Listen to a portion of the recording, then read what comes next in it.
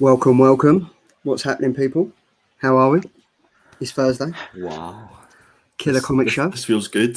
This Does feels feel good. We're still missing one though, aren't we? Tom isn't here tonight because he's at the theatre. Who knew? Not at all. Is it Who knew? theatre or a gig? I thought he was seeing. He said, was it a gig or a Fisherman. theatre? Let's go with theatre. I'm committing to it now, as you always say. I'm committing to it. He's at the theatre. He's seeing. Maybe it's Jersey Boys, which is a cross between Jersey a gig Boys and the theatre. or Strictly Ballet or something like that. I'm committing to it, so I'm going to go with it. But how are we? Good. All good? Yeah, that shows how cultured you are. Strictly Ballet. Yeah, it's Strictly Ballet. That's it. I am doing fantastic. It's so nice to be back after been absent for the last 2 weeks, but it was good seeing you.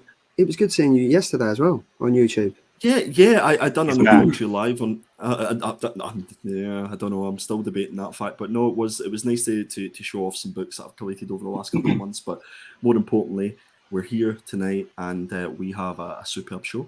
Jam-packed show for you tonight. We do. We do indeed. The chat has been buzzing since 12 o'clock this morning. We've had Fuzzy was bugger on early. Welcome. Dave collects. Yeah, same here, Fuzzy. Was hoping the show was underway. Wouldn't miss it. That's always nice to know. We've got the Poptimist. Darren, thank you very much. If you caught his Instagram live earlier, you would have seen that he showed off a fantastic John Boy Mayers cover. Absolutely stunning. Check him out on Instagram if you haven't seen it already. Poptimist. Fuzzy Dunlop dropped in again. We've got the Poptimist. He's in the chat and he's also on the screen. How lucky are we? We've got ABZ Comics, Scottish Contingency, yo. The man with everyone's favourite hat. It is Leon Russell. Evening one and all. Ben, attention seeking geek. Here we go. And the Padawan Collector. Hi all. Now, and here we go. Luke is here. How is everyone? How is everyone doing? Thank you very much for the chat. Now, we have a very thorough show to you tonight. It's jam-packed, and we have one special guest that's going to kind of touch on a few things that we've been doing over the next couple of weeks and we've been doing previously as well. So without further ado, I think I will just play the intro and we shall get on.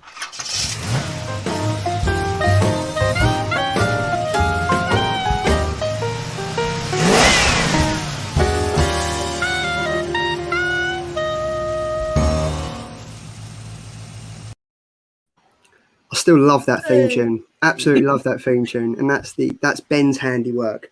So Chloe, thank you so much for joining us. It's great to have you on because obviously I think the last couple of weeks, well, for the last 3 or 4 weeks, we've been doing the Killer Comic Show Road to Thought Bubble. And we've been highlighting what's coming up at Thought Bubble, what guests are appearing at Thought Bubble. So it's an absolute pleasure having you on because you kind of run it all, which is great.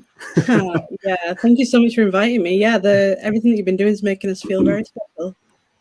No, well, it's. I've heard it's going to be our first time as the Killer Comic Show Contingency being all together. The first time we've met and stuff. So we've kind of been looking forward to it. I know Andy's been before. I think Tom's been before. Myself and Ben. Is this our first time, Ben? No, you get me and Tom mixed up. I know we got similar biceps, and it's easily done. No, I'm a Thought Bubble veteran, and I think you and Tom are the newbies. Yeah, so me and Andy have been your like car salesman on this event for the last couple of months. Very exciting stuff. But Chloe, it's I don't know if you want to just tell the chat and people here what kind of it is you do for Thought Bubble and stuff, and what Thought Bubble actually is. Absolutely. So I always feel a bit weird when I'm talking to people that are veterans of Thought Bubble, because my first visit was 2018, so it's very recent. Okay. Mm-hmm. And then so I went to 2018 as kind of a bit of a volunteer and did some photography and stuff. And then in 2019, I was like, cool, well, I'll take a job. So started working in 2019. And so I'm the festival manager. And so, I sometimes think it's a bit. People probably don't realize this how small of a team it is behind Thought Bubble. So yeah, there's only 4 of us. Oh my gosh! Wow, that's crazy. So even though I'm the festival manager, it's all a big team that just shares everything, and so we get involved in the smallest things and the biggest things. I mean, it's amazing. We were lucky enough to have one of your volunteers on the show a couple of weeks ago, Mr. Alex Barwell. Yeah. Yes, indeed. So that was cool to kind of get an insight from one of your ground troopers, so to speak. That's the reason that we can do it on such a small team, honestly, is that we have these volunteers that come back year on year, and they're absolutely excellent, like the best people that we can trust on and rely on so much. And yeah, Alex is one of them. Amazing. I mean, I'm really looking forward to going to Thought Bubble, because obviously these two have been, and I've heard amazing stuff about it. But my first Comic-Con was MCM in London in 2018, and for me that was a massive experience, because it's done on such a massive scale that there's so much to cover in so little time. Like, it's only on for 2 days, and by the time you go everywhere and you've seen all the acts and you've seen all the talks and stuff, you've still got all the shops and everything to do, and like the gaming and stuff like that. So I'm really interested and intrigued to go into a con where it's so intimate, and you can spend time with the artists and writers, and you can just have like a one-to-one and talk to them, and you don't feel like you've got to get it done all in one day. Yeah, I think that's the biggest difference between us and a few other comic conventions that do have the big culture side of it. So like MCM's got all this like cool culture, and like the big manga side of it, and all these other different things. But Thought Bubble is purely the comic creators, the comic artists, and it's totally different. And I always find it really difficult to explain to people as well what Thought Bubble is like, because there's so many comic conventions that are like that, are a mixture of all these different interests that people have. But it's basically like the artist alley that MCM have. It's like that, but 100 times bigger. And better. All those extra bits on the side. And less furries knocking about. Less Naruto fans everywhere you look. I mean, they can come too. Yeah. Everybody's Sorry, welcome. It's a convention for furries and Naruto fans as well. Totally. Chloe, in sort of UK convention history, you had the likes of London Super Comic Con, and there used to be Kapow Comic Con, and for me, those were kind of some of the premier comic focused events, because you do have your MCMs, you do have your showmasters, you do have your Monopoly events, which are film and TV and all kinds of other culture as well, as you say. Unfortunately, LSCC and Kapow Comic Con no longer run. What do you think has made Thought Bubble stand the test of time? I honestly think that it's that focus that we have on comic creators and themselves. So, even though we have like 350 exhibitors, I would say that a massive percentage of our audience is also comic creators that want to come and meet people. And they can come and meet publishers, and they can come and meet there's so many scenarios that I know of where an artist's come and they've met a writer and then they work together the next year. Oh, wow. And it's kind of that massive community. It's really cool. It's just a massive community that's I don't know, I honestly feel like we've fluked it. We're just lucky that we've built this massive amazing community of people that are all over the world as well, because like the bigger events always seem to be London centric, and us being in the north as well. I don't know.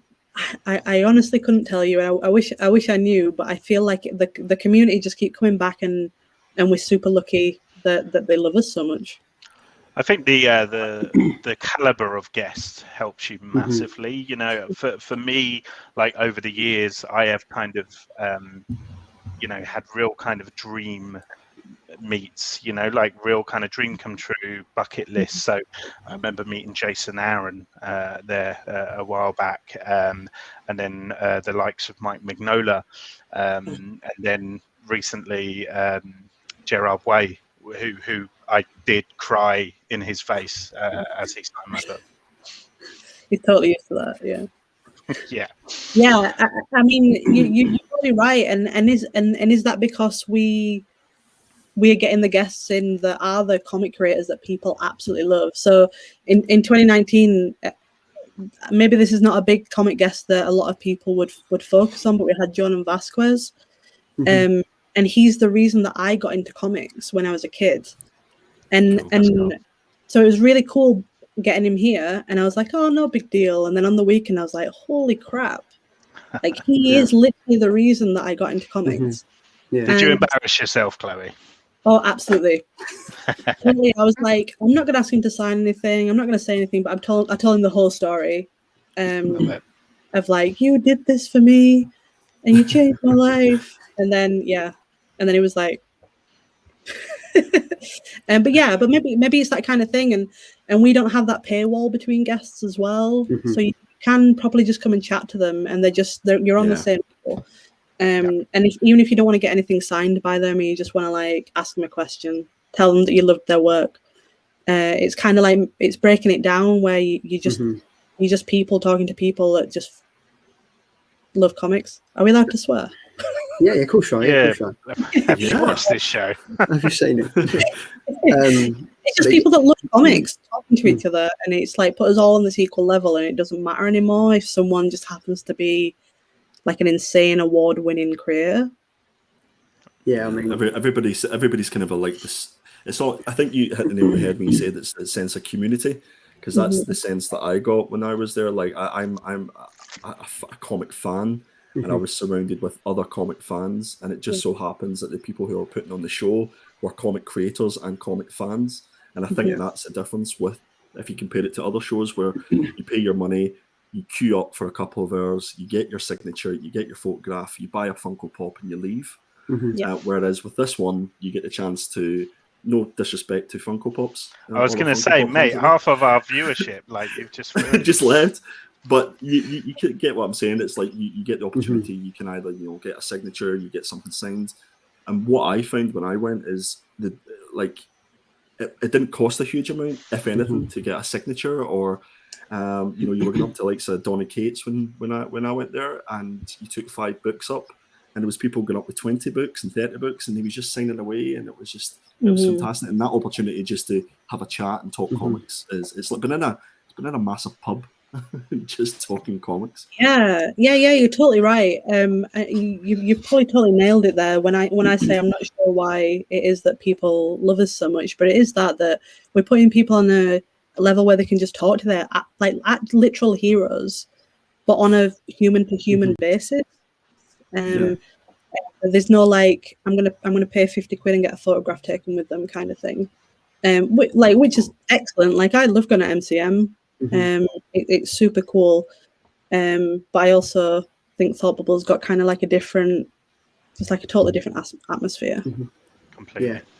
Yeah. I mean, I definitely think, even though I haven't been, the way that these guys have talked it up and previous like people that I've spoke to about it and stuff like that, this is probably going to be my go-to con every single year. Like, I mean, I've been going to MCN every single year, but I think with COVID and stuff, I think I'm definitely looking to go Thought Bubble more now. So I'm really looking forward to it. That's and cool. Chloe, we've spoken a lot about the actual convention, but a lot of people don't realise that this is a festival. These events kind of span throughout the week before and stuff as well. So, what kind of exciting stuff have you got going on actually before the main event, so to speak? Yeah. You're totally right. We have like a week-long festival that's across Yorkshire, and a lot of it is stuff like workshops with kids, getting them into comics, getting comics books sent to them. And it is a little bit scaled back this year for like obvious reasons. But we have things like a version of Pints and Pencils where everyone just gets together and has like certain competitions about drawing, and you sit in a pub and have a pint and just have a nice time and meet new people. You should call it what Andy does. Andy used to do a show called Panels and Pints. Yeah, they haven't that's your so you can take that now. It's such a great mix. Like, why doesn't more people? I mean, like everyone seems to do it, and why wouldn't we? Yeah, and it's kind of things like that it's just celebrating comics, and we have exhibitions around, and just little things that people that might not come to the convention that year will see, get involved in, and then be like, cool, next year I'll maybe go to the big event at the end. Yeah, because that's what I'm looking for. Like, I'd like to take my kids to a Thought Bubble when they get older and stuff, because obviously we do this every week. I've got comics coming out my ears like the rest of these guys and stuff, and there's always comics all around, and my 9-year-old is slowly starting to pick up and read comics. So I'm kind of purposely like, look, I've left one in your bedroom. Oh, you better read that, and he'll pick it up and read it and stuff. So I'm kind of doing that, and he's really getting into it now.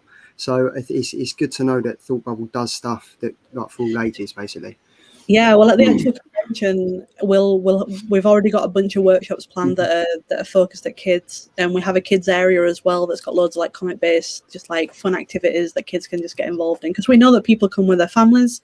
Yeah, like, we want people to bring their kids and not have to think they're going to be bored. So yeah, and then the next generation of comic readers. So exactly, absolutely, exactly. That is it. So, I mean, we have got you on to go through some of the things that we've done already. So, obviously, as our viewers know and as people in the chat know, we've been doing it for the last 3 or 4 weeks.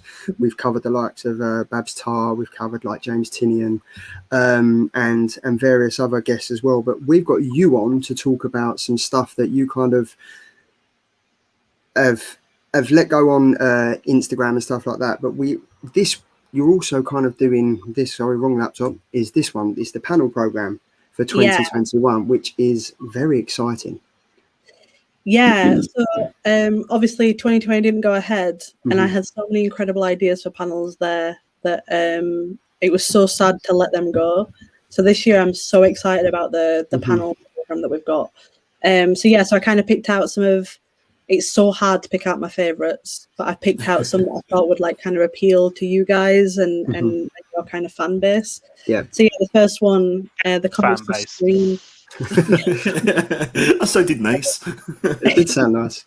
The comics to screen and back again. I think a lot of people talk about this, like the Marvel Universe is a huge moneymaker, and how does that even happen? And then how do we bring those people back into reading physical comics themselves? So we've got Alice Osman on that's doing a live action Netflix series based on her comic Heartstoppers, which that'll be massive. Charlie Adlard, obviously from The Walking Dead. We've got Mark Bananin and G. Willow Wilson that like G. Willow's working on Miss Marvel. And yeah, it's like I think everyone would love to hear how do you physically go from that comic to a massive film or to a Netflix series or to an animated series as well. Like there's so many different avenues that can go down. So yeah, that'll be a fun one. Well, wasn't Marvel Zombies from this week's What If? Was that Charlie Adlard, the original comic, or have I gone mad? I'm not sure if Luke Hydrocollector is still in the Luke chat. will know. He'll be able to know. Marvel, so maybe, but I haven't seen it, so I don't know. Maybe. But it was. But anyway. But I mean, obviously, Charlie's like iconic, so yeah. Charlie Adlard is obviously The Walking Dead, isn't he? So he absolutely he's killed it with The Walking Dead with Robert Kirkman and stuff. So this is going to be awesome, definitely. And then up next we have Calling All Creeps. I love that. Yeah, I wonder if anyone knows the reference from that. It's from a Goosebumps book from when I was a kid. The title. Goosebumps. So, R.L. Stein. Was it R.L. Stein? It was, wasn't it? Yeah. And he did a comic for Free Comic Book Day this year as well. So horror comics are huge at the minute. And we've got an insane lineup. So James Tinian, who you mentioned, who's doing Nice House on the Lake, which is just unreal. Like the fourth book's just come out. I haven't read it yet, but I'm super excited for that one. Erica Price, who does independent comics, publishes herself, and just as like that's who the Image is by, like perfect. Chuck Palahniuk, who just like an incredible horror writer, and then Matt Badanin again, who's kind of going to co-host it as well. That's cool. Yeah, who doesn't love horror? Like. I mean, and we're going to tailor this to a bit of a masterclass as well to kind of talk about how you. I was just going to say, it sounds like Mark Bernardin's going to be busy. He's doing every panel for the sense of things. Very much so. He's another guest that's up for anything. So yeah, that's cool. Well, do you know what I'm loving about horror comics is that I didn't really get into them until probably last year when Joe Hill, obviously the son of Stephen King, partnered with DC Black Label to do Hill House Comics. And I mean, they were putting out like Basket Full of Heads under his label. There was like Plunge and everything like that. So horror comics I'm really enjoying them. Like if I've got a choice of a kid's comic or like the horror comic, the more thriller genre, I'm going to that now. And I know Ben is very much into like his horror cosplay and stuff like that. So the slashers, you like your slashers. So this is another panel program that I'm going to be looking forward to as well. Yeah, it's such an exciting concept. I think talking about it and even talking about it from the side of teaching people how they can build tension is just like a really fun way to go at it. Mm-hmm. Yeah. Guys, I can confirm I got confused. Okay, it's Robert Kirkman who did Marvel Zombies. I'm getting Robert him mixed up. Right, okay. Oh, okay. Well, they're both Walking Deaders. Exactly. Names are in, they just don't come out in the right order sometimes. And then up last but no means least, we have... Oh, yeah. Who the hell are you? A Batman panel. Yeah. Steady, Andy, steady. So I started planning this before Jock's announcement came out that he was doing Batman. And I emailed him being like, oh, cool, do you want to be involved? And he was like, top secret. Yes. So obviously like Scott Snyder and Gail Simone and Joelle Jones, just like an insane variety of people that have wrote Batman or Batman adjacent storylines. And then having Hassan from Panel by Panel hosting it as well, like Panel by Panel, the comic digital magazine. I mean, you can't go wrong with Batman, but that kind of lineup and that kind of host, I think it's going to be a don't misser. I mean, it's going to be incredible. The fact is, obviously, you've got so many big names that have been announced for Thought Bubble 2021. And then when Jock's name was announced, we was like, can this get any better? This is it's going to be incredible. It's going to be such a great event. Yeah. Jock's the kind of person that just keeps, he like outdoes himself every time. Mm-hmm. And I got in touch with him to do this panel, like I said before, the announcement came out that he was writing and illustrating a Batman storyline. So that'll be excellent. And even how many panels have you kind of got off the top of your head? Do you know? Maybe 18. Wow. Busy. That's going to be busy. Yeah. It's going to be jam packed. So we're going to be recording some this year as well to put online. Some of the bigger ones. So fingers crossed, if you miss one that you can't quite make, it'll be on our YouTube afterwards. Great stuff. That's good. Amazing. That's good to hear. That is good to hear. And then what we've done, Andy's put a panel at the end where if you kind of, anyone in the chat or anyone watching the replay, if you scan this and you kind of want to know more about Thought Bubble, you can scan it. It will take you to the information page and you can get your tickets. I would get your tickets because they're probably selling pretty fast. Scanning it. Scan it. But it's like we kind of plan this because obviously we've just spoken about Jock, and for the next panel, the creator spotlight this week is on Jock. So Good. I like that fanfare there, Andy. That was really underwhelming. That was it. So Andy we've kind of got the list of who you've got at Thought Bubble. So we're kind of working our way through it to do a creative spotlight for people that, if you don't know who Jock is, then I don't know where you've been for God knows how long, if you've been living under a rock and stuff. But Andy's kind of put these slides together to give us a brief overview of his favourite artists. So Andy, do you want to take it away? Certainly, with absolute pleasure. And we normally only have like 3 or 4 slides when we do this profile. I think we might have like buckle in, guys. It's about 6, 7. I'll see you in a bit. There we go. It's a big deal. See ya. But yes, the absolutely fantastic, marvelous Mark Simpson, aka Jock, is going to be attending Thought Bubble. I didn't know he had an actual name as well.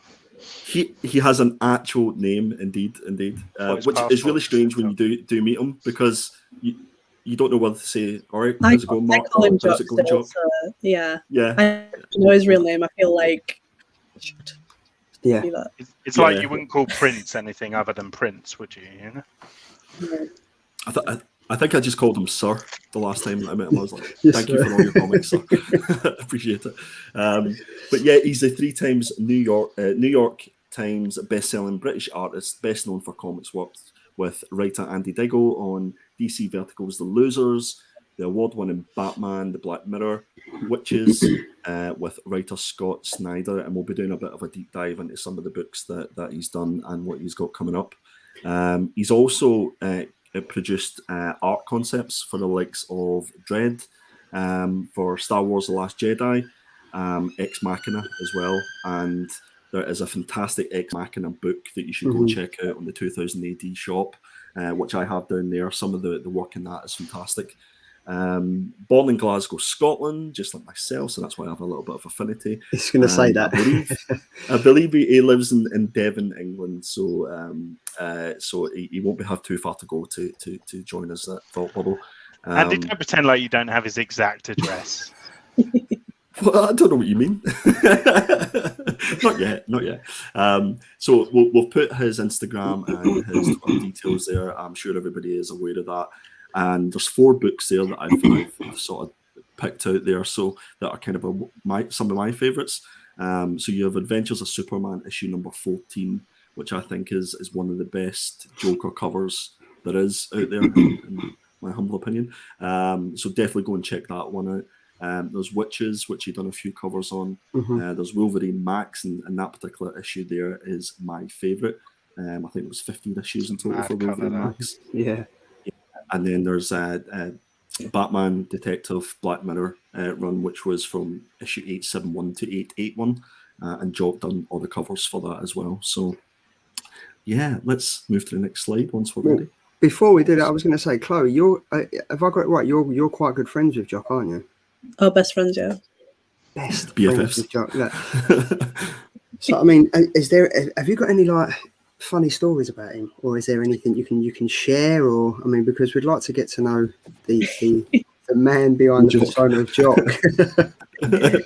Yeah, I don't know how much. I don't know how much you. I mean, he'll be with this. So in 2019, time doesn't exist anymore. Before the world officially collapsed, we all went to Angoulême, the Band Dessinée convention in France, and Jock was there, and we went to this incredible restaurant that's called the Mushroom Cave. You literally drive through a cave to get to it, where they used to artificially grow the mushrooms. And yeah, we had this amazing meal and stuff, and we got in our car to leave. And as we were driving through the cave, there's a guy behind us chasing us. And I was like, we need to stop. And it was our waiter, and Jock had left behind his entire bag of pencils and pens. Oh, no way. And he was like, oh my God, I've got like a live drawing event tomorrow. I would have been absolutely screwed if I had not got this. And I was like, how is the one thing that you brought that is so important to you The one thing you forgot? you just left on the table? And then he continued to go on his night out afterwards as well, because he's a party guy. And yeah, it was just so funny that I was just like, you're an artist and you left your pens? Like, are they not the most important thing in the world to you? But yeah, that was a lot of fun. I've seen it. I see on his YouTube a couple of, I think it was like one he did a couple of years ago when he was doing a live drawing while DC was like asking questions and stuff. And he does literally, it's a little man bag, and he just opens it, and there's a little man bag. There's so many pens. Where it was, yeah, it's his little black bag. Yeah, and yeah, he would have been screwed the next day if he'd have not got it. He'd have been doing it in biros. So I'm surprised you weren't at the table, Andy. Just like, I'll take that for later. Guys, I'm poking fun at Andy because Andy is the biggest Jock fan going. Like, it's incredible, his passion for the man. So that's why I'm. He's a good person. I'm poking fun. I totally get it. We have got one. He's a super party guy, so it's really fun to like. Oh, well, that's going to be great. We have got one comment from ABZ. Right, I'm going to pull put you to the top, Chloe, because that's rude that I cover your face. Chloe, has anyone ever mistook him for Tyrone from Coronation Street? What? Until you guys told me that his name was Mark Simpson, Yeah. I thought he was Tyrone from Coronation Street. It's our new weekly feature where we pull up a Coronation Street actor. It is, once a week. yeah. But great question there, ABZ. Great question, and it just takes us on to the next slide of. There we go, Andy. 2008. Yes.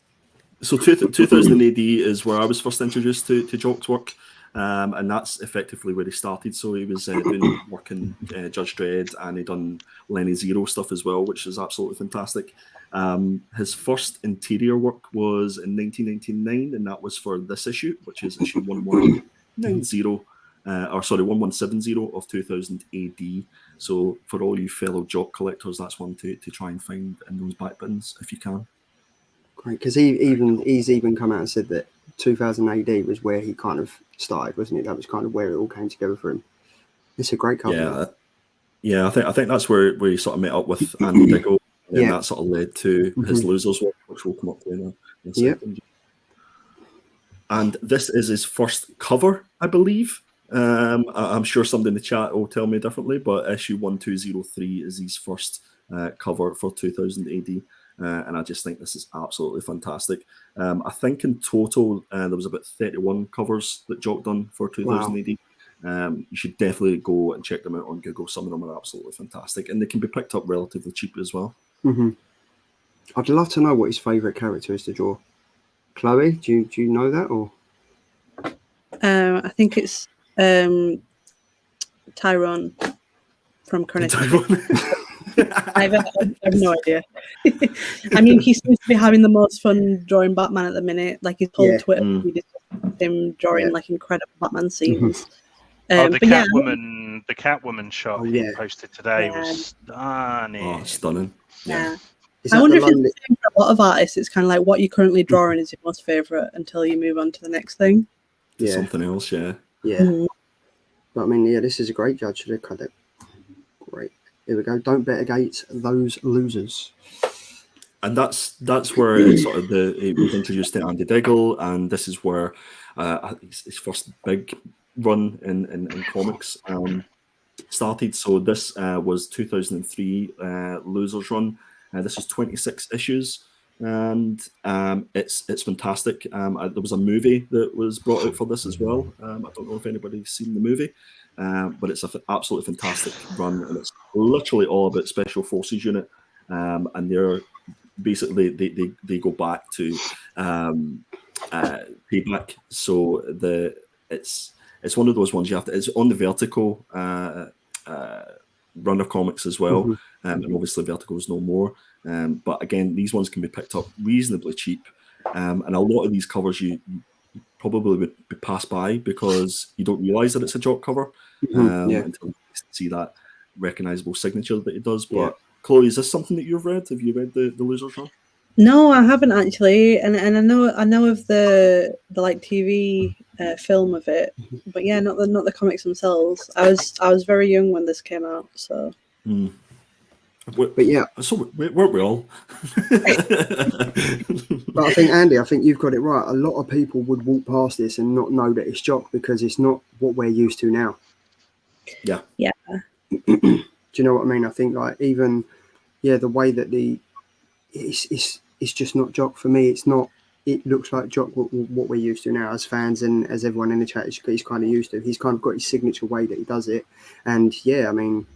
It's interesting. You can see that he's carving out his style slowly. You know, 100%, you can see from those two issues before this that it starts to get a little bit more defined in what it is. And then up next, this for me is probably next to Black Mirror is my favorite run that Jock done the covers of. So this was a 60-issue run. And I think Jock done all but 3 of the covers for Sculpt. And again, these are probably books that you've passed in the back bins and not realised that it's Jock cover. Jason Aaron as well. I've never read this. Yeah, Yeah, Jason Aaron, and it's only going to be a matter of time before this is picked up and optioned, if it's probably not already optioned, to be perfectly honest. And this could easily be a movie or a TV show. I've got this particular issue here. The first issue is the hardest one to pick up. That goes for a good bit of money online, but you can pick up the trades as well. I think there's about 10 trades in total. Definitely something that I would recommend. Definitely. Yeah, so it's great. Jason Aaron and Jock on the comic and cover is what dreams are made of. To be fair, this looks absolutely great. Oh, look at this! Everyone knows this. Everyone knows this. I had to include some of my favourite covers from the Black Mirror run, which for me is arguably the best Batman run. We can have that debate in a separate channel. I feel like this cover of issue 880 is maybe going to be looked back on as one of the most iconic, up there with the most iconic Batman covers. Like, I feel like so many times I see streams or whatever where people have got this either framed or on a t-shirt. I can see it all the time. It's amazing. The festival image that he sends in for us as well. Oh, okay. Yeah, it's such an iconic Jock cover. One of the things that I just realised about a lot of Jock's covers here is he has a white background. Yeah. How many artists have got the balls to have a white background and so much confidence in that the picture itself, regardless of having a background, is enough. Yeah, I think that's the main focus. Yeah, I've never noticed it until I've seen them side by side. CGC fans are like this though, white pages. It is the worst to get a 9.8 in that particular cover. And I know when I was at the last Thought Bubble and Jock was doing his panel, he was telling us about all the different merchandise that has been used with this, and he was saying that there's bras and all sorts of stuff, pants that you can buy, boxer shorts that you can buy. Didn't Primark put it on a t-shirt? Yeah, I think so. That Primark put it on a t-shirt. I'd love to know who owns the rights. Is it DC that owns the rights to this image? I'm assuming so. They must absolutely make an absolute fortune. But yeah, it's arguably one of the most iconic modern covers in my opinion. And I've just put some of the other covers there for the Black Mirror run. You'll see there issue 1, the bottom right hand side, which again is one of those covers that you instantly recognise when you see it on that fantastic Scott Snyder run. So I've just got to put this up. I'm getting Eminem stand vibe with Andy regarding Jock. And the comment, that's my favourite. The comment of the night goes to the Poptimist for that one. So yeah, 100%. But Dear yeah, Jock. I wrote your name, but you still ain't calling. Oh, stop it. There we go. And this was great. I still haven't read this yet, and I feel ashamed by it because when Jock and Jeff kind of announced this, even from that cover alone, I was like, I'm into this. Yeah. So I need to catch up on it. Yeah, I think this is only available on Comixology digitally to read, and I'm hoping that it does come into paper format, which I'm assuming it would be, whether it be single issues in a trade. But like yourself, Chloe, I've only actually read a couple of issues of this, but the 2 issues that I read were absolutely superb, and the artwork is absolutely on point. It's like having 28 front covers to read through, which is absolutely superb. But it's Jeff Lemire, it's Jock. It sort of sells itself, to be honest, but I would highly recommend that everybody goes and checks at least issue 1 out of this and see if they like it and download it on Comixology. But Chloe, so if you don't know, Andy is the indie pick comic reader amongst us, and there's certain comics that Andy picks and we're like, well, okay, yeah, well, I don't know if I'm going to get into it. This was one of them he chose, and I was like, I'm going to go for this. And the fact is, it's a really great comic. And as Andy said, every single page is like looking at cover art from Jock. And I found myself reading the first 2 issues, just focusing on the line work and the shading and everything of the pages. I kind of got more caught up in the artwork instead of the story itself. Yeah, I think when Comixology first announced this, they put a little video out, and I was like, man, I've got to read that, and I just haven't got around to it. But yeah, I'm pretty similar to Andy, that I'm like an indie I'm not a like huge superhero thing, so this is way down my street.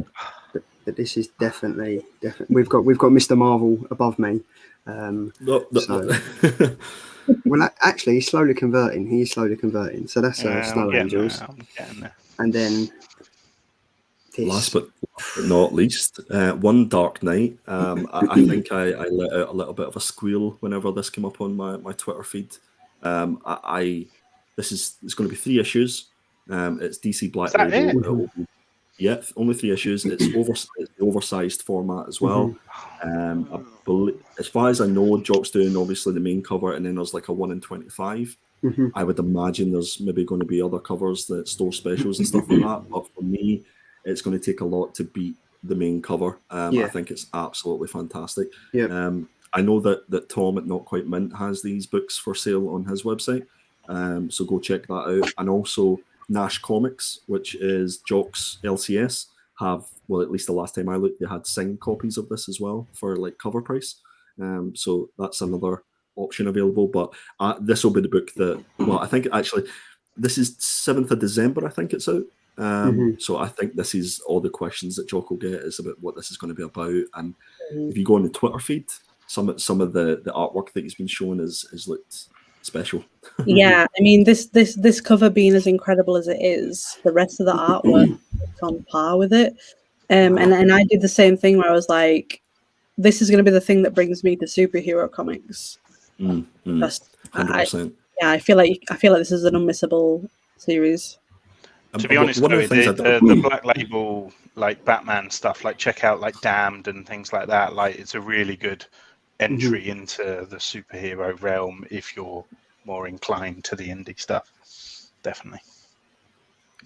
One of the things I don't think Jock gets appreciated enough for is his cityscapes and his landscapes that he does. So he's obviously recognisable for the work that he's done on Batman. But if you actually take a closer look at the backgrounds that he does and the cityscapes, and it's absolutely on point, and especially when you see the originals, because obviously there's been a lot of after work done on this digitally, but when you actually see the originals, it's beautiful. Do you know what I love about this cover though? Is that the fact is it's just a Batman outline. Yeah. And the way that he's got everything in that, like I was looking at that thinking, where's his cape? And then you can't see it because the cityscape it's incredible. It's an amazing cover. It's almost like it's just a black cover, and he's used like Tipex, like the whiteout marker, to do the outline, which has popped it out. So it's kind of again like it's like what I was saying before, that he has these minimal covers with white backgrounds. This is kind of the inverted version, and it's so Batman. It's I don't know how anyone can't be enticed by that. But you've got artists, and then you've got artistes, and he is the latter. But then if you look at that, I've just noticed if you look at his mouth, it looks like there's a slight bit of red there, like a lipstick or something. So I think when you see this in full, there is a proper cityscape as well that's kind of in flames, which is super intriguing. Literal fire. Yeah. I mean, that's all the slides, Andy. Like that's all the slides. That is all the slides. I still don't think I've done Jock, the greatness of Jock, justice in that, but that just gives you a little bit of a flavour for anybody who wasn't aware of his work to go and have a look and check some of it out. So that is Jock. And the fact that he's going to be at Thought Bubble is an absolute added bonus. It's going to be, I think, Thought Bubble is already set to be incredible. I think did you have quite a few people from last year that have kind of rolled over for this year and stuff, so it's going to be extra busy, I can imagine, Chloe. Guest wise, yeah. I mean, we're super lucky that when we end up postponing in 2020, that everyone was just like, cool, I'll come in 2021.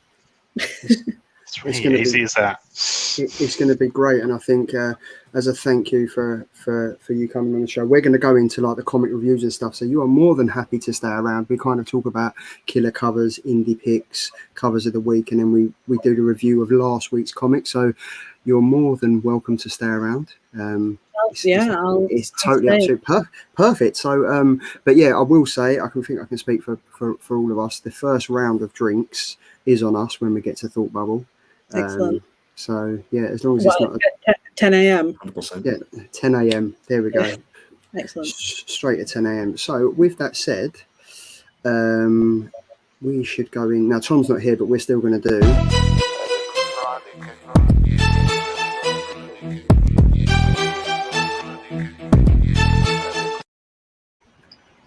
We are still going to do the Killer Keys. Now he has told me, he has sent me my notes of what I've got to write down and what I've got to say. So bear with me. Right. Has he literally sent you homework?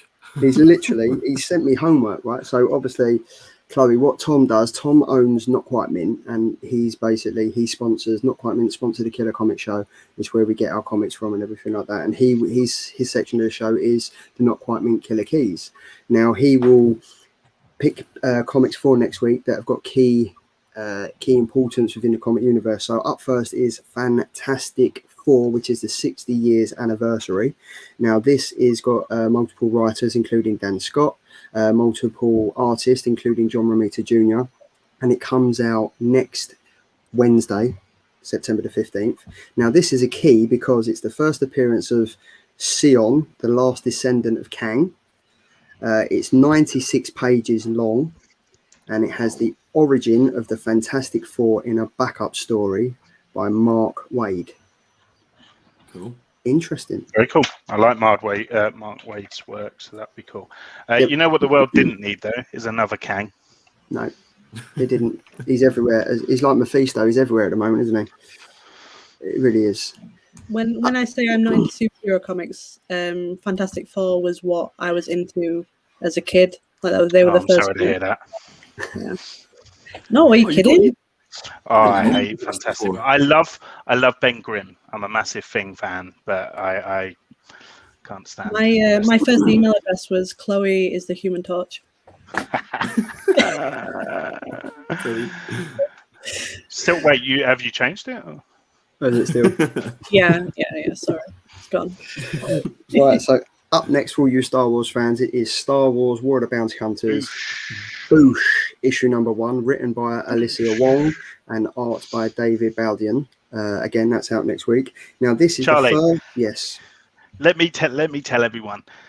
This is very exciting because this is the first appearance of Boosh as Boosh. Because obviously in the film it's Princess Leia wearing his gear. So I'm really excited for this. Really there we go, and it's aside from a cameo in Star Wars Adventures 13, previous appearances of Boosh were, as Ben said, Princess Leia in disguise. So yeah, and this is also the first cover appearance of other Ubese bounty hunters as well. Interesting. Chloe, are you a Star Wars fan? I've never read the comics, but obviously the films and Mandalorian were excellent. There we go. So that's the same as me. I've watched all the films, watched all Mandalorian. I just can't get into the comics. And this is a conversation I have with Ben. Like, when do I start? I'll jump in. I think maybe this is going to be the one.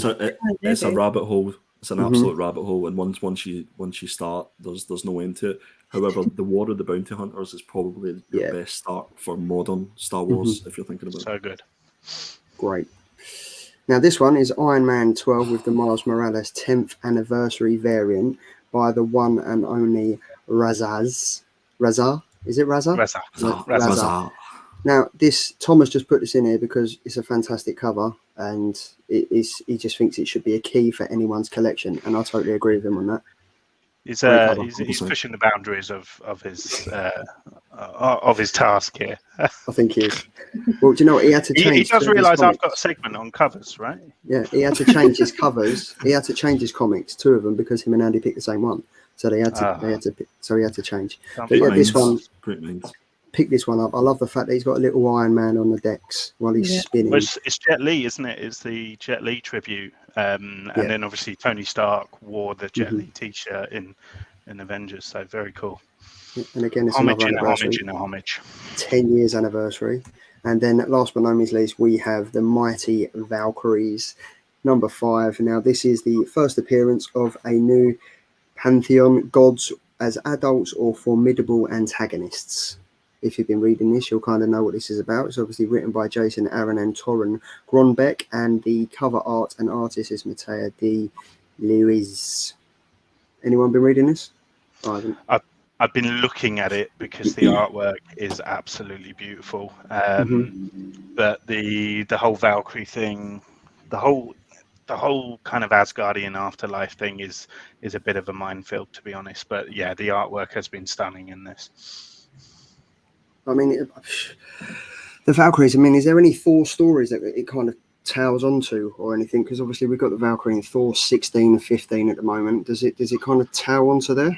Well, Jane Foster appears obviously a lot in this, and Jane Foster recently appeared in the most recent issue of Thor. So yeah, it kind of, but you don't have to read one to get the other. Well, with that.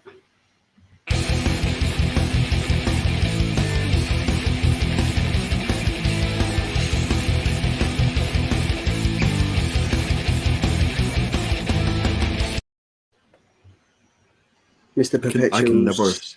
I can never get used to that little Chloe, video. This is what you'll be interested in now. So obviously we call him the Oracle because 4 times out of 10 he gets it right with the comics that he tells us to read.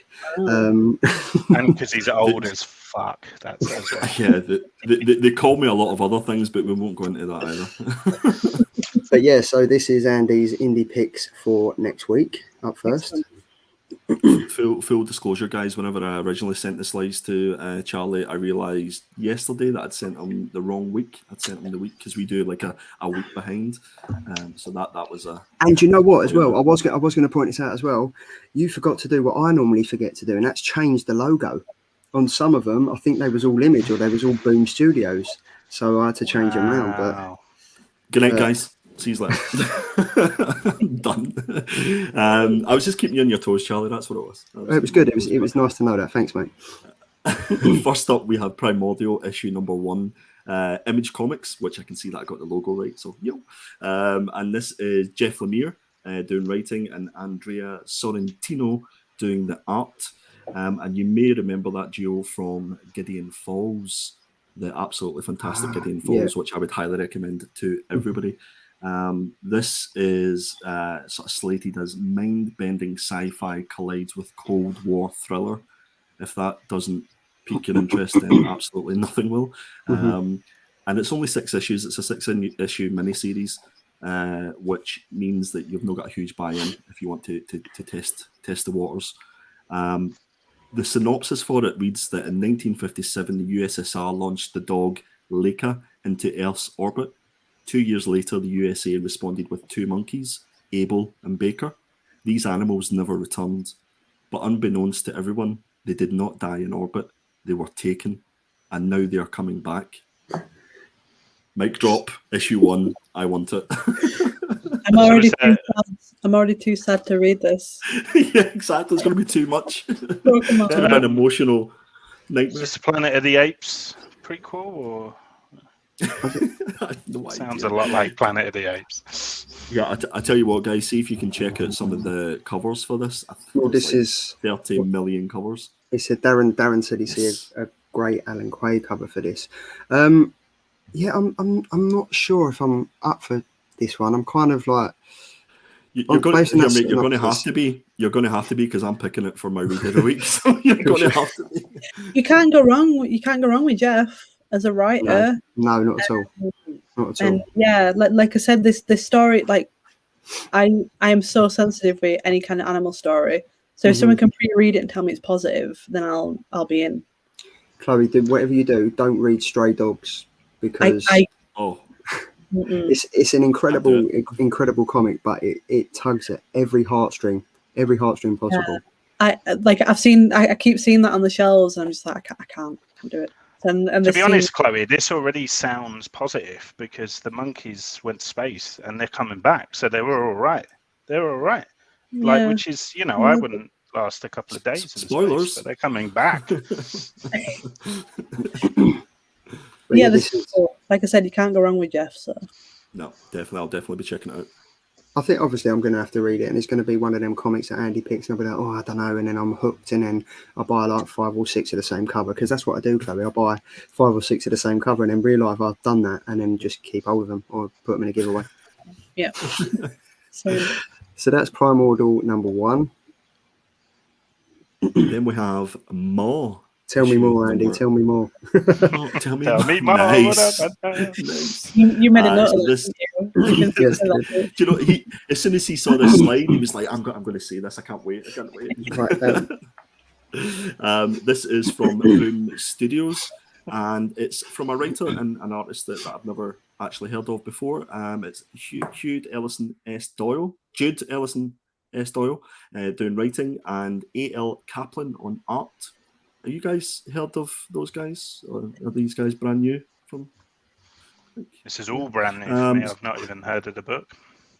No, this is one that has kind of been on the lowdown, specifically because it's Boom Studios. Normally they do a big, hurrah when it comes to their number one books. This is a 5-issue horror series, so again, not a huge buy-in if you wanted to test the waters on this one. From a synopsis side of things, it states that what happens when one woman becomes the real monster society has always made her out to be. And it sounds to me that she has a violent encounter when she's on a night out, and that violence sort of creates this monster internally, and it's telling the story of that. So I think this one to me sounds like it's going to be quite an emotional one. It's going to be quite, if you mix the emotion with the horror as well. It says it explores the anger of women trapped by society's expectation and the reclamation of power through collective rage. I don't think it's Margaret Thatcher. Scary. I don't think Matt Thatcher's legally allowed in comic shops. This sounds excellent. I really like the sound of that. But yeah, I'm unaware of the artist and the writer, but that cover's excellent and the story sounds great. Yeah, definitely 100%. And it says it's perfect for readers of Redlands and Something is Killing the Children. So that's a duo that will pique your interest as well. So and in Boom Studios we trust. I mean, at the moment, Boom Studios, everything they touch is turning to gold. And I think, with the likes of James Tinian, Something's Killing the Children, which has gone from strength to strength. Everyone knows now it's now gone to the TV show on Netflix. So that's just going to go through the absolute roof. This is, I reckon this is going to be, it's only 5 issues, you say? 5 issues, yeah. Cool. That's definitely going to be interesting to read. But you can tell she's been in a scrap, though. She's got the cut on her lip, the chipped tooth. But it's going to be, that looks interesting. And what have we got now? Night of the Cadillacs. Night of the Cadillacs, issue number 1. This is from Scout Comics. This was kind of my wild card pick. So this is one that I wasn't 100% sure of, but it sounded intriguing. So this is by Kirk Manley on writing and Rob Pryor on art. And the synopsis reads, in the spirit of Lost Boys and Warriors, Knights of the Cadillac is a high-octane, genre-bending mix of horror, hard action, forbidden love, and street culture. A little bit like the Killer Comic Show. Rival supernatural gangs come to Earth on an overnight raiding mission to retrieve life-restoring blood from humans. Whilst the gangs battle amongst themselves for prize captives, a defiant and charismatic gangbanger breaks free from his crew to go on the run with a rebellious 18-year-old human girl to protect her from her predatory family. That was a nice snappy. That was a nice short synopsis, wasn't it? That's a lot to take in. I feel as if I've read the book already. But again, this cover's awesome. This cover looks awesome. Yeah, I agree. Yeah. I mean, Scout Comics. Let's be honest, they're still very indie. Like they are very we used to classify like Image and Boom as indie comics, but I think they're kind of making their way to being the big players of the game now with like DC and Marvel and stuff. But Scout Comics, they're still putting out some really good stuff. We was lucky enough to have David Byrne on the show, who's the co-publisher of Scout Comics, isn't he? And he's working with Francesca Fantini to do like Stake, which is like a vampire modern take on the vampires and stuff like that. But Scout Comics, again, they're literally pulling stuff out of the woodwork and they're just killing it with the stuff that they're putting out. So I'm really looking forward to reading this one.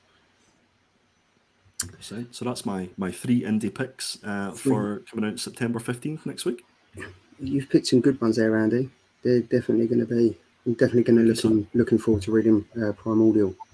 Up next, it's everyone's favourite theme tune.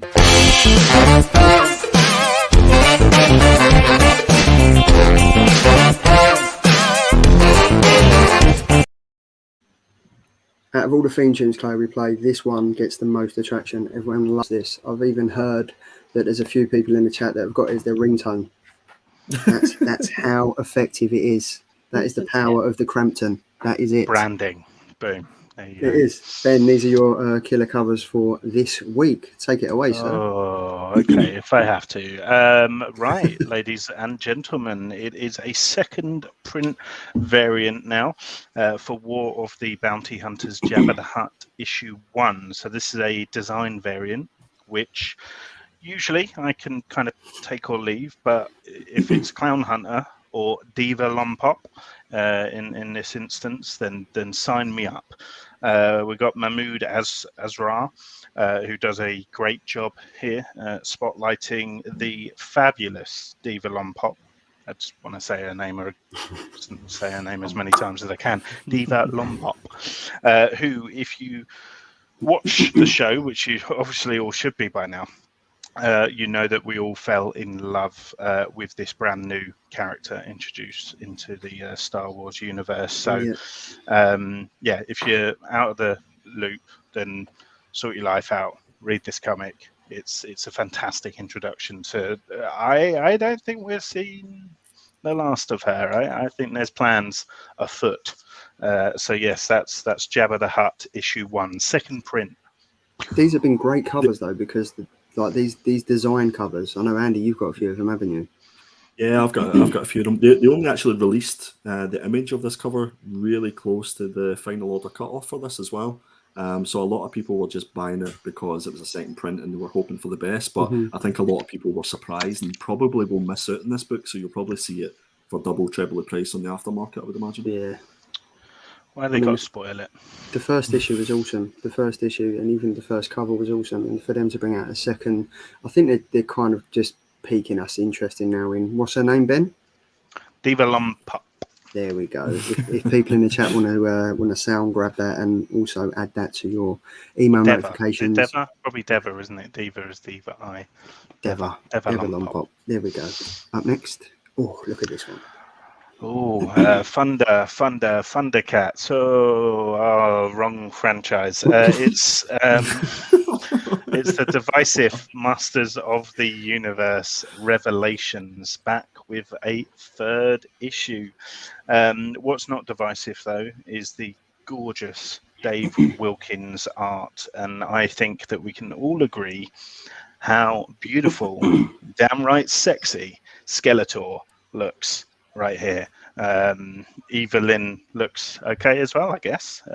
So that's Masters of the Universe Revelation issue. This is an awesome cover. Chloe, have you read the comics or have you watched the TV show? I know of Masters of the Universe as a child, but past that, is this a Kevin Smither? Kevin Smith. Yeah, it's kind of like a prelude to his series on Netflix. Excellent. And a lot of people, if I remember rightly, the first issue was a bit poor for this. It wasn't that great. I think we reviewed the first issue and it was pretty poor. Yeah. The interesting thing about this is Dave Wilkins is doing the front cover for issue 2, 3, 4, and I think 5, but he didn't do it for issue 1. Issue 1 was a store variant for that he done. Yeah, that was weird. The covers are great. Yeah.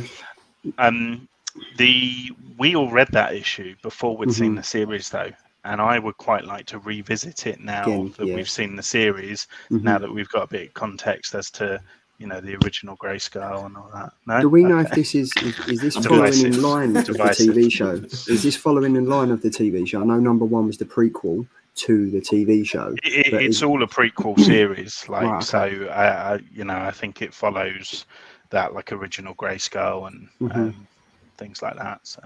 Yeah, I think that first comic is one I won't be reading again. So if you want to read it again, Ben, and let me know if there's anything that I need to. I'll get back. Please to do. Yeah. Please do. Yeah. Cheers, mate. And last but not least. Forgive me, Father, for I have sinned. Praise be to Marco Cicchetto as he takes us to church with this stunning stained glass cover for Daredevil issue 34, featuring a whole host of characters from Elektra to Bullseye to Typhoid Mary, and not forgetting, my God, Wilson Fisk. Repeat after me. Amen.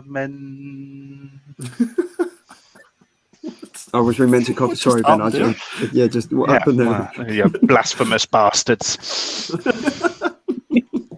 Oh, God. This is anybody reading this run? I've been reading it from the very start, and it's superb.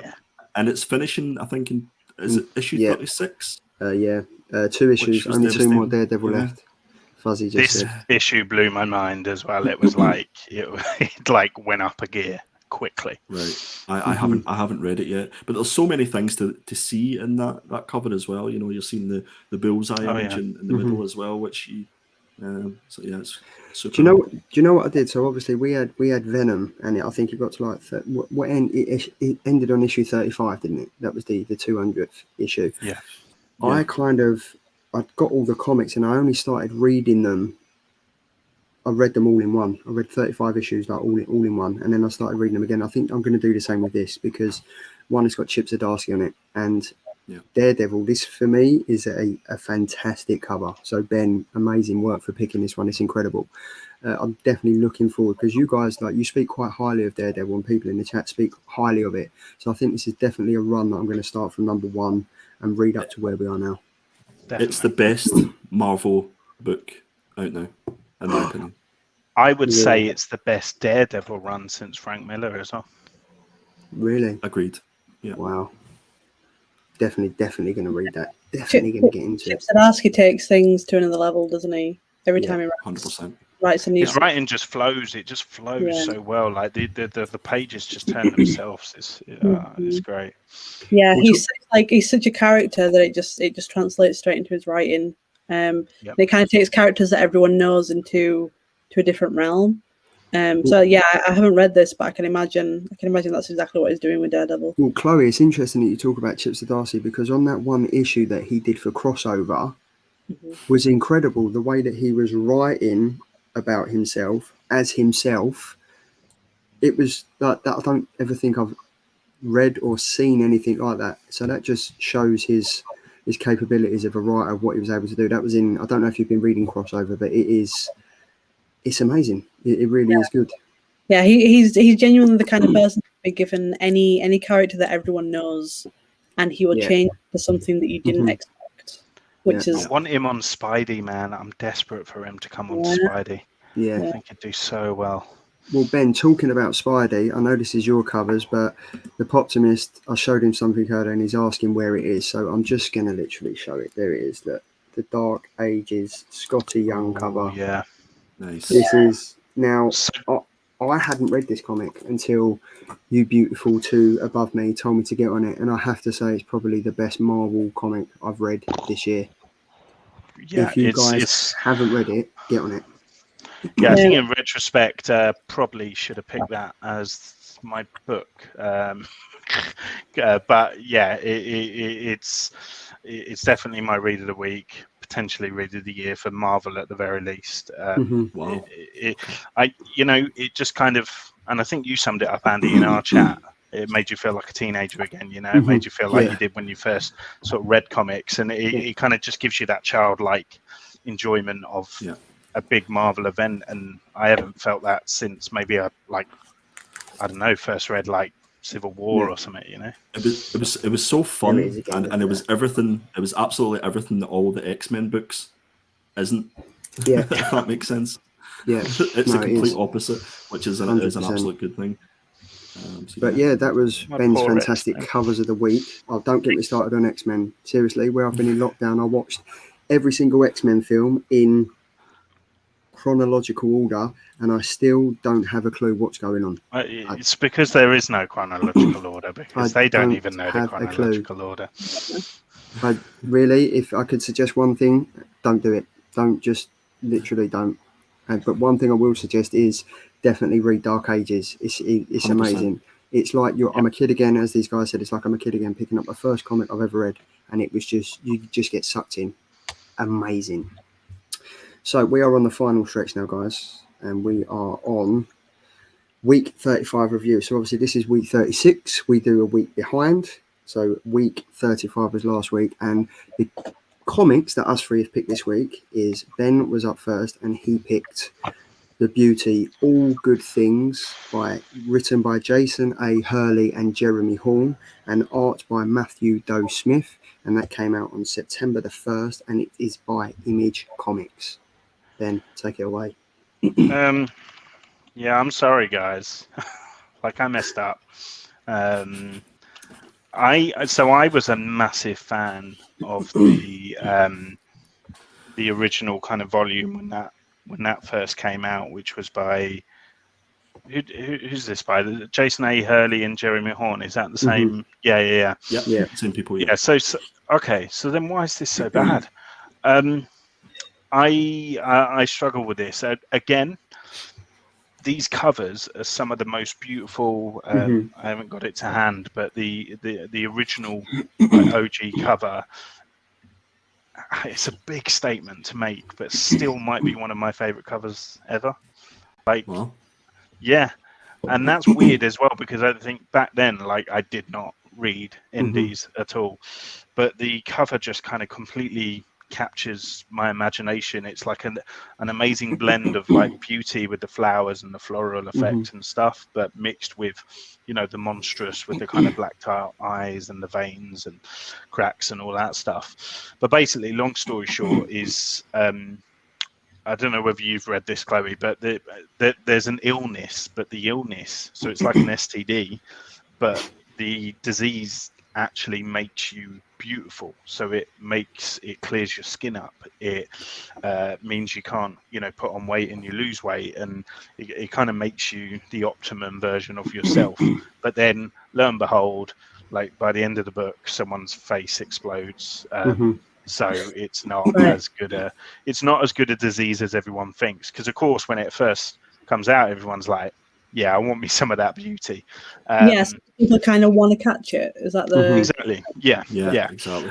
And it was such an amazing premise, and it kind of followed like some investigators and stuff, and it just really captured me in. But anyway, I felt like it's been such a long time that they really, really needed to refresh the reader or introduce themselves as Ben, wasn't a concept. Wasn't the last issue like 2 years ago?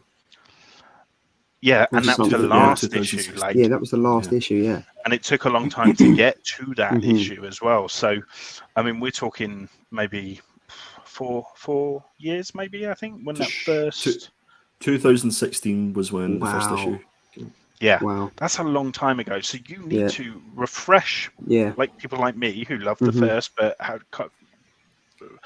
can't remember it, and you need to introduce the concept again and stuff to readers. And this did the absolute opposite. Like it throws you straight into a story where you kind of don't really know who the characters are. You don't really know what their kind of motives are. You don't really know the situation. Then some sex happens, and you're kind of like, okay, I don't know what's going on. The first section was it just felt completely kind of random and rushed, and it just didn't kind of draw me into the same atmosphere that the first time I read the first one did. I felt like they maybe should have committed to the second half of this book. The second half, I felt it was a lot stronger. The story was a lot clearer. It was kind of telling the tale of like someone getting the beauty who was older, and some of the complications that kind of come with that. And I felt like that was a really kind of, there was room there for the story to maybe be even more tender than what it was. But it wasn't. It felt rushed because it was only half of the book and the first half was wasted. So and I think this was just a one shot as a kind of goodbye. I think this was a kind of, supposed to be a swan song, and unfortunately it had the complete opposite effect. But that cover is just, once again, it's stunning. So I'm going to hand over to Andy because I'm intrigued to hear what you've got, I think. I had only read the first issue of the original series way back in 2016. So when I was getting into this, I kind of knew what to expect. And what I expected was it was going to tie up all the loose ends of the story. Because Beauty as a run was quite an emotional book. It's kind of looking at the the price of beauty and the ultimate sacrifice is death at the end of it, you know. And for me, this was just quite segmented. It was obviously split up into 2 parts, which didn't help. The first part was really, it was forgettable, I guess, was and I didn't know the characters. I wasn't invested. The second half of the book, I really enjoyed that. I would have rather had an entire one shot with that, because that was kind of a deep dive into the emotions of a couple, and the guy has dementia, and she wants the guy to get the disease so that he can come back to them young and they can relive their life again and they'll remember. So that was quite an emotional, but it kind of then just stopped in its tracks. But the one thing that this book did do, it made me want to go back and read the rest of Beauty and find out what was the backstory, which then I think would make me appreciate this one shot a little bit better. So yes, and that's the cover. I had to Right. dig it out because it is it's just phenomenal, and it's actually quite hard to find now as well. Yeah. So when did this one come out? When did the original? 2016. 16. Right. Okay. So there's a pretty big difference between. Right, okay. Long But time. there's some similarities within the first cover and this one, isn't there? Like you can Yeah, tell. like the yellow and. Oh yeah. But Andy, I've got And to agree with you, mate. That cover isn't actually and for me, there's a Jenny Frison cover of issue number 1, which I think is absolutely sublime as well. I had to mention Jenny. Of course there is, yeah. He does. As well. There's But yeah, for me, it wasn't a binner. It wasn't a killer. It was kind of a just. It was there, but it was a killer in the sense that it's going to make me go and read the run, the previous one. I mean, I've got to say, this isn't a comic I would have picked up unless Ben had picked it. Like, and that's the beauty of this show. Like, a lot of these comics, you think, The beauty. Yeah, I wouldn't. Nice. I didn't even think about that. You can have that one for free. But yeah, like obviously some of these comics we wouldn't read on a day-to-day basis. It's not kind of in our pull list and whatever. But this one, I'm a bit like the rest of you guys. I wasn't expecting it to be a 2-part story. And when it kind of ended, the first story ended, I kind of thought, oh, hold on, there's another story here. But is it to tie in with what we're reading? I kind of didn't. And I enjoyed the second story much more.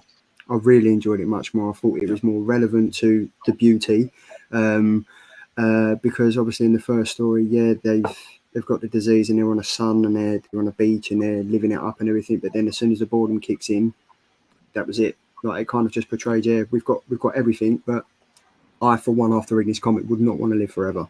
No, thank you very much.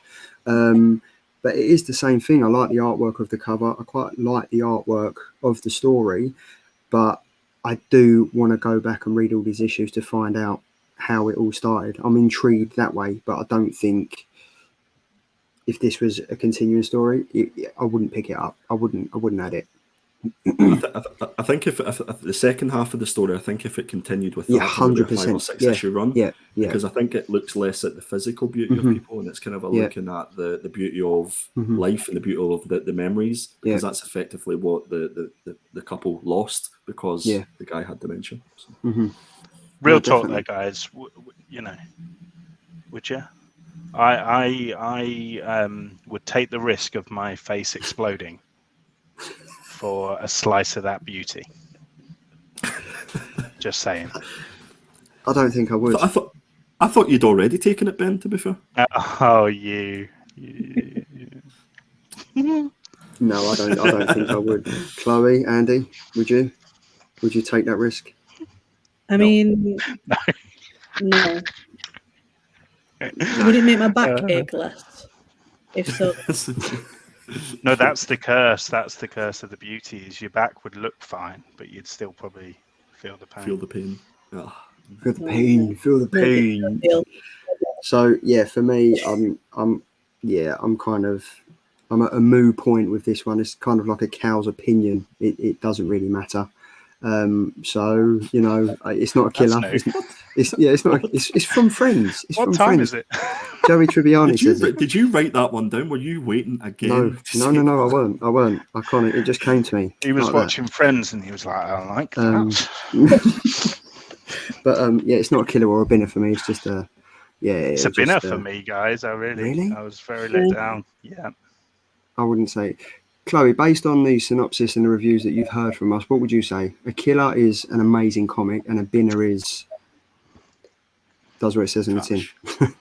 I feel like it's unfair to bin something that I haven't read, but this feels like something that I need to have read the previous stuff very recently to enjoy this. But I mean, I would give it a go. Definitely, I love the concept. It's a cool concept.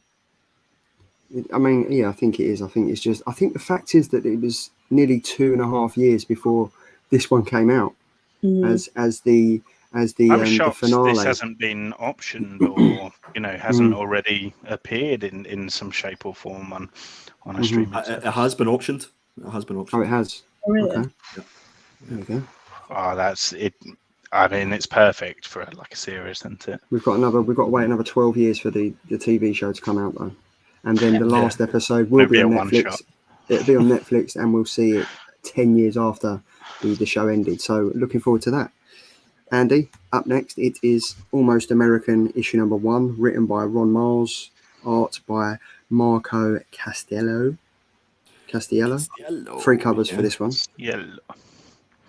Yeah, some fantastic covers as well. I think there was lots of storing centers for this as well, and this was based on a real life story.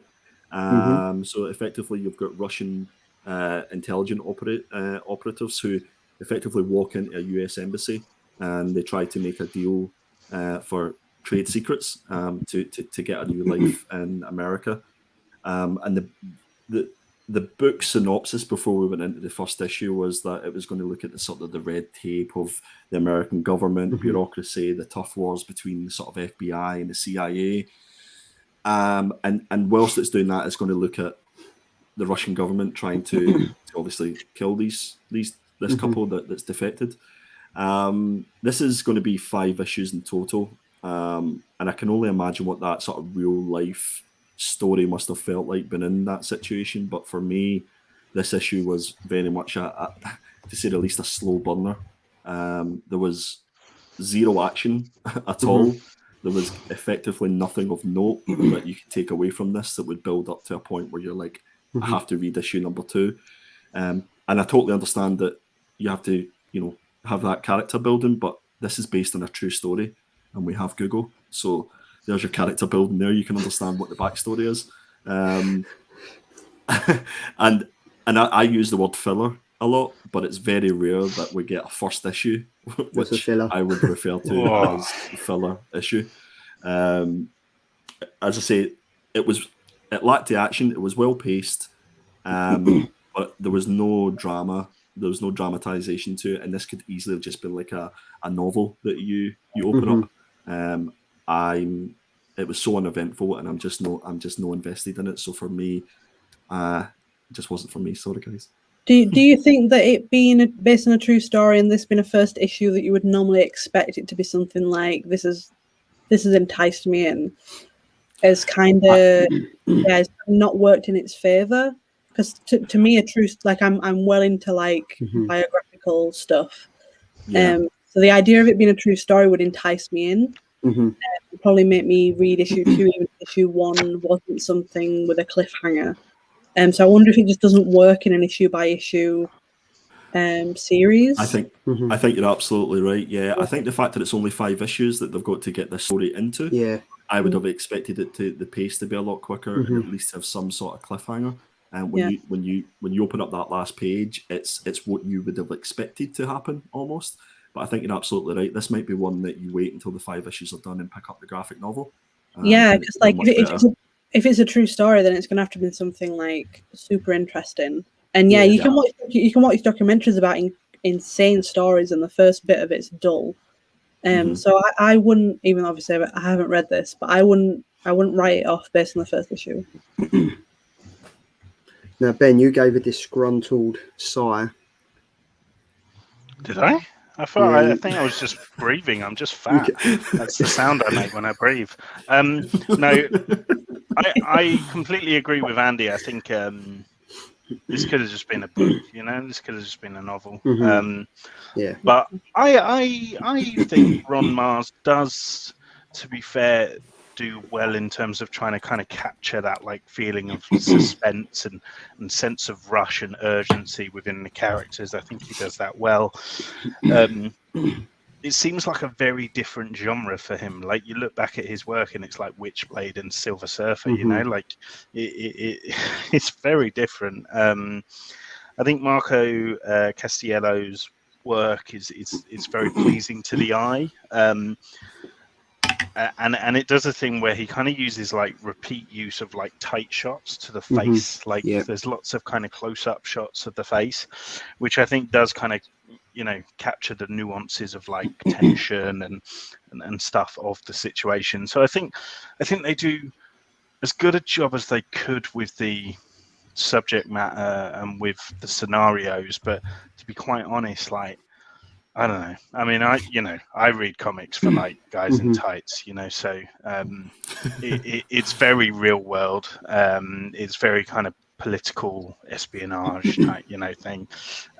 But I think it's a solid first read. It actually really reminded me of the opening sequence to the latest Black Widow film. Yes.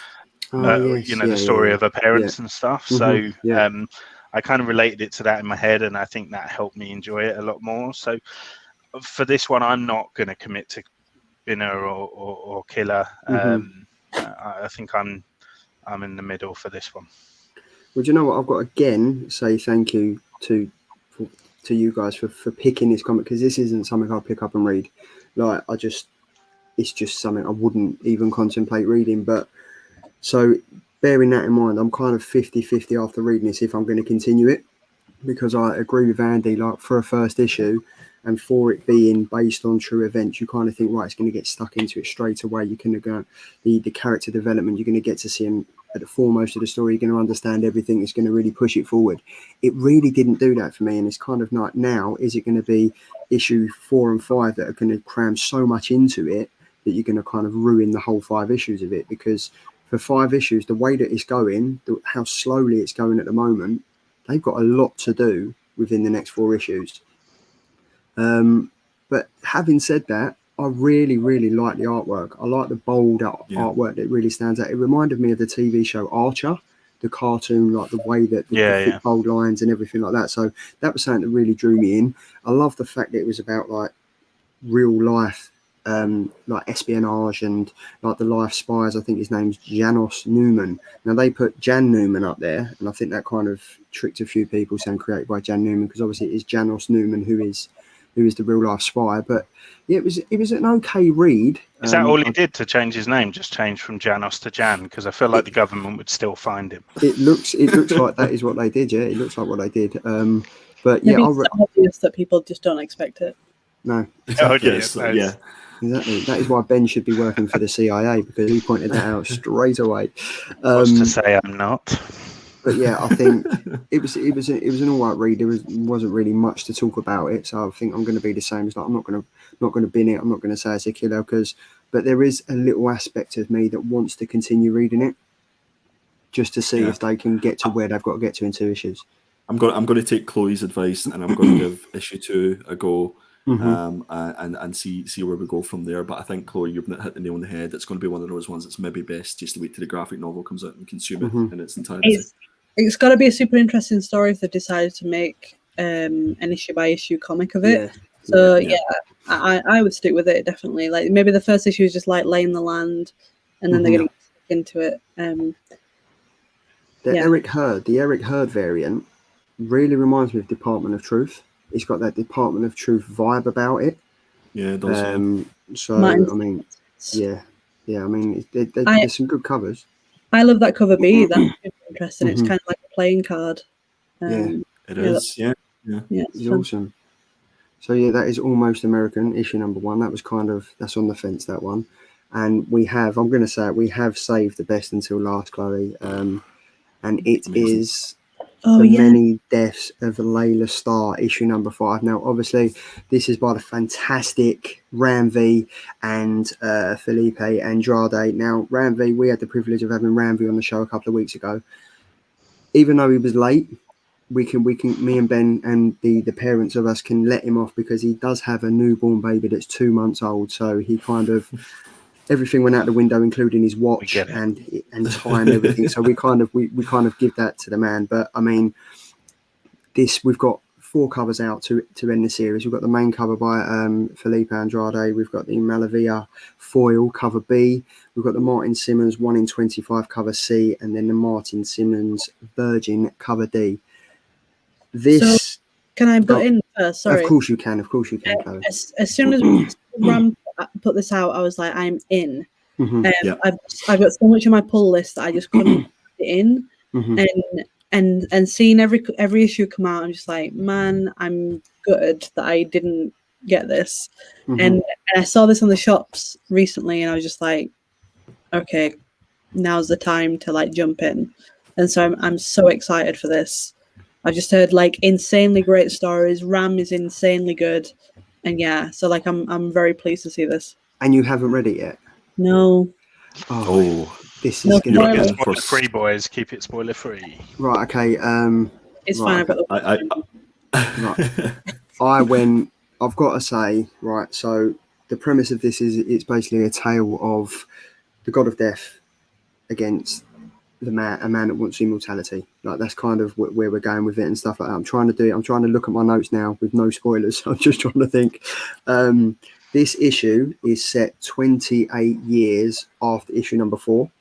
And it is 150 million% one of the best comic runs I've ever read.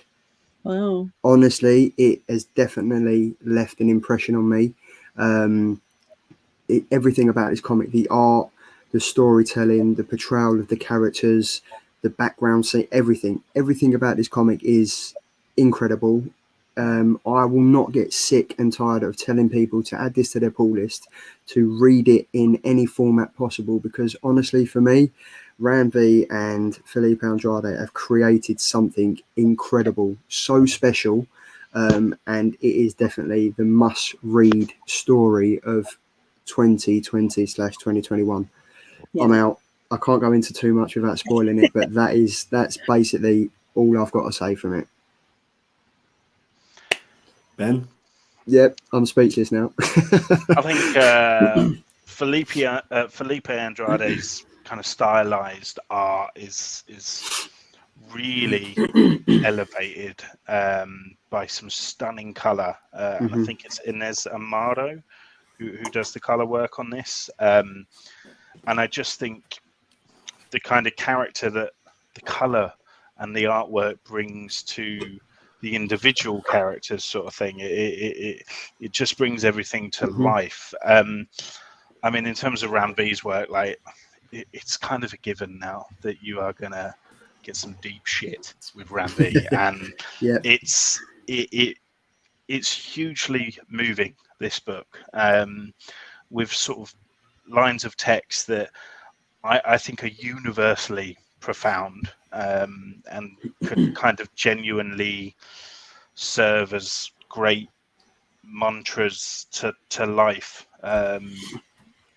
for anyone really, across any kind of culture, or comic book readers, not comic book readers. This has got some kind of really bold lines of text. So I think it's a really, really strong end to basically match like a really, really strong start to this story. For me, it wasn't the perfect 5 issues. Like there was a couple of issues that I didn't enjoy as much as I did other ones, but my favorite issues are the 1st and the 5th issue. Like it started amazing and it finished amazing, which is kind of what you want from any story, really. So it's killer all day long. Andrew? Wow, we do these reviews every single week, and I think this is the only book that and the only one that's come up where it's kind of hard for us to say something that will do it kind of a justice over the issues that we've read. I think we should probably, everybody that reads it should consider themselves very lucky that they had the opportunity to read it. 100%. I know that certainly I have. And it will be one of those ones when we get to Thought Bubble that I'll definitely be going up and buying Ram V a beer to say thank you. I did say on Instagram that, you know, it's taken me to the 5 issues to actually realise that this book was nothing to do with death at all. That it was actually all about living, and it was about what you actually do with the time that you have when you're on Earth. Yeah. And I think, you know, death is inevitable, and anybody that's experienced it, I think it's you need to look at the hope that and the acceptance of death. And I think after reading these 5 issues, this is kind of like a monologue, to use one of the words that you used there, Ben, of that. If we could take this as a graphic novel and put it in every single school and every single university and make people read it, I think they would come out better people, and just have a little bit more hope. And I think for me, when I came away from it, it was one of the issues where there was tears in my eyes. I cried, 100%. I cried. Yeah. You know, I'm sure we've all experienced death, and some of us more recently. And I think it just gave us that little bit of hope that despite all the challenges that we have in life, that there's still things in life that make it worth living. So a huge thanks to Ram V for creating this. It's absolute masterpiece. And Chloe, I'm so excited for you to start reading this. You guys have just pushed me over the edge, and like I said, I've been waiting for it. Yeah, like I said, purely because my pull list is just too big for me to handle. But I really feel like I'm missing out. Like honestly, I said, every time I even see it on the shelves, I'm just like, why am I not reading this? And like that foil cover looks excellent as well. Yeah. But this is going to be the first time we've done this on the Killer Comic Show, and I think it's so appropriate. This is going to get the gold stamp. It's going to get It's a Killer gold stamp. This is they didn't even know it was coming, Chloe. This is the first comic since we've been doing the show that's got the gold stamp Killer Comic seal of approval. This is one of the best comics, I think. As Andy said, it's featured. Someone's been on Photoshop. I have, yes. I'm isolating, mate. I've got to do something to pass the time. This is, as Andy said, this is one of the comics we've had, and it's been consistently good reviews about it. So I am so excited for you to read it. I'd love for you to drop us a message on Instagram when you've read it, just to let us know what you think. But yeah, I'm going to flash it up because I spent time on that. Wow. There we go. There we go. But yeah, Ram V, Felipe Andrade, massive kudos to you guys. And I'm going to take my hat off as well because sensational comic. Sensational comic. But yeah, that is another week of the Killer Comic Show done, guys. That is what a way to end it as well on that. Absolutely fantastic. But Chloe, if you do get the chance, if you need to download or if you've got the copies, definitely take time to read it, because it's kind of one of those books that will change. 100%. Like I said, it's been on my backlist for a while, but you guys have definitely pushed me over the edge. I'll go and grab it very soon. Be prepared. We always push people over the edge on this show, because there will be tears. There will be tears on issue number 5. It was a great comic. But also massive thanks to you for taking the time to sit with us 3 misfits and talk about Thought Bubble. And we look forward to seeing you at Thought Bubble in November. It's going to be great. Yeah, come and say hi when you see me running around. Oh, we will. We've got to buy you a drink, haven't we, or a few? So, but yeah, it's guys. What have we got coming up this week? I know Andy, you kind of went back too old and just gave us all the 5-minute warning that you was going to go live on Instagram. Can we expect any more of that, or are you not going to tell us? Absolutely not. No. I went on impromptu live just to show off some comic calls that I had. I hadn't been on the YouTubes for a while on my own channel, at least, because I've been concentrating doing this show. And I might just spontaneously go live and show off some books again. But it's nice to be back, because I missed the last 2 weeks, Chloe, of the show for work and various other reasons. So it was nice to get back on the saddle and get back to doing what we all do best. So yeah. Benjamin. That's you in the saddle. Was that what that was? Yes. So if you missed it, I went live on my channel earlier in the week and gave my thoughts on Shang-Chi and the Legend of the Ten Rings. So if you are curious what this nerd thought, then head over to my channel, Attention Seeking Geek. And of course, my weekly show is back on Sunday at 8 p.m. BST. It's Not That Bad. And the movie of choice this week is 2004's The Punisher. So I've got a gentleman called Simon from Friday at the Video Store coming on to tell us why it's not that bad. Great stuff. And then Chloe, obviously you've got Thought Bubble to get on planning with and stuff like that, I can only guess. Yeah. We've got our print deadline very soon, so I'm working on finalising everything. But yeah, like our panel and workshop program being fully out in the world is a big chunk of our work. Yeah, finalised. Great stuff. We've got some comments in the chat. Mark Oldroyd picked up all of these on your recommendation. Next on my read list, I assume he's talking about The Many Deaths of Layla Starr. We've got The Poptimist, another great show. All less Jock though. Going forward, I'm concerned for Andy's blood pressure. Could you imagine if we got Jenny Frisson on the show? Jesus, I think we'd have to get cardiacs on standby. And it was a great show to form, and another great show. Good night, guys.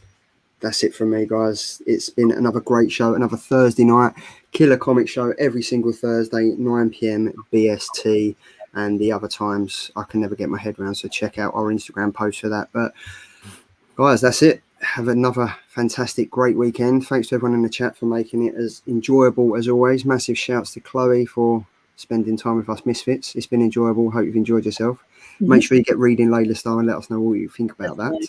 But yeah, see you later, guys. That's it. Another showdown. See you later. Cheers, everybody. Bye. Cheers. Goodbye.